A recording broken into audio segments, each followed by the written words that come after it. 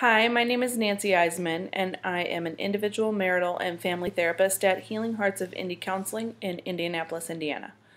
And today the title of my video is Not How, but When.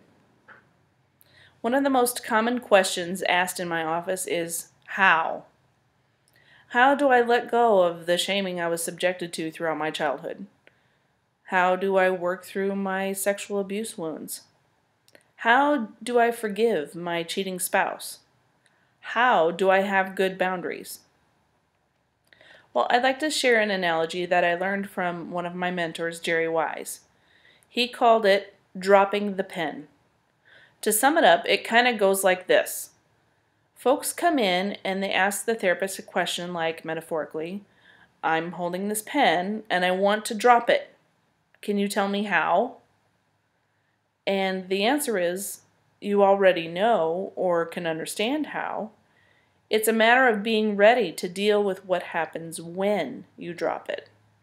So the question is not how, it's when will you be ready. One of the best ways to work through the hows and get to the whens is to work away from intellectualizing your therapy.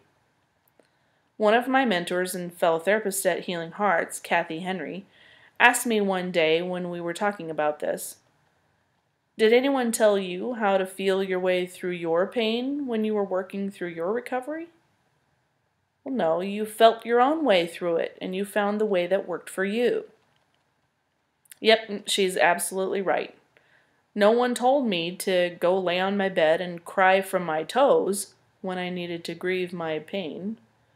No one told me to do an in-depth study on grace while I went through my divorce so that I could leave without bitterness in my heart. No one told me what to bring to my own therapy appointments to work on.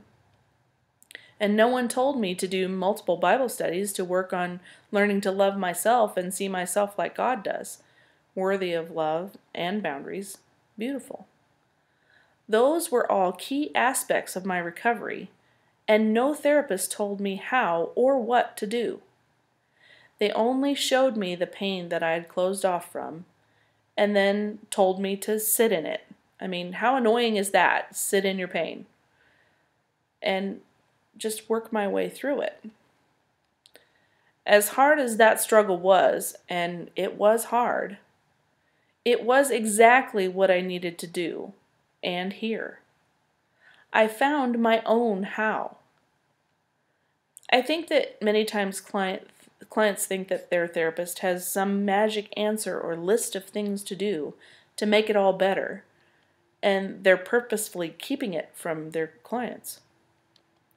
While I can give examples and analogies and I can report on what has worked before for others, it's important for each person to find what works best for them. While your therapist is an expert on feelings and relationships, you are the expert on you. I don't think giving people a list of how-tos is a therapist's job at all. Tools and to-do lists, I assure you, only prolong the agony. I know firsthand what I'm talking about here. They have their place, perhaps, but only after a very large chunk of heart work. Further, those things that may have worked for me may not work for you. I think the therapist's job is to hold up an unclouded, objective mirror, not the one you hold up for yourself, so you can see yourself more clearly. All of the things behind you that affect you and you don't even know it, things that you have long since hidden away and are used to, or maybe even deny, are still there. The point is you finding who you are, not finding who the therapist thinks you are. Finding your own way instead of the therapist's way. Your therapist is trained to shine the light, to look objectively, and then hold up that clean and clear mirror. They induce vomiting, and then hold your hair back while you puke your pain. It's a graphic analogy, I know, but that's really kind of what it feels like. It may seem harsh, but it's actually a very loving act. To put it another way, the key thing that I really want to drive home here was how important it was to realize that it wasn't that I couldn't find the way to drop my pen. It was realizing why I wouldn't. Then it was a matter of fighting the battle of overcoming the obstacles of won't. Why won't I drop this pen? What consequences to dropping it am I avoiding?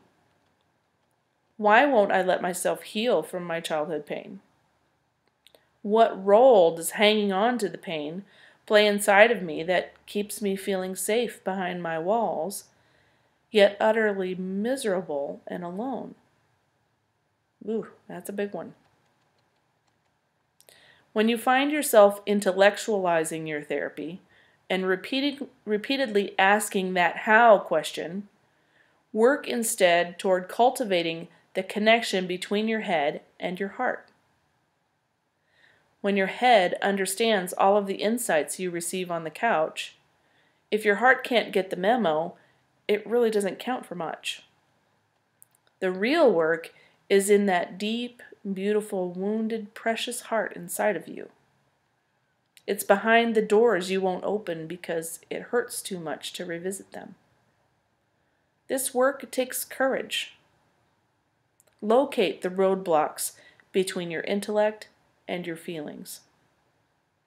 Smart is great, but you will eventually have to face the fear of feeling it. Well, that's what I have for you today.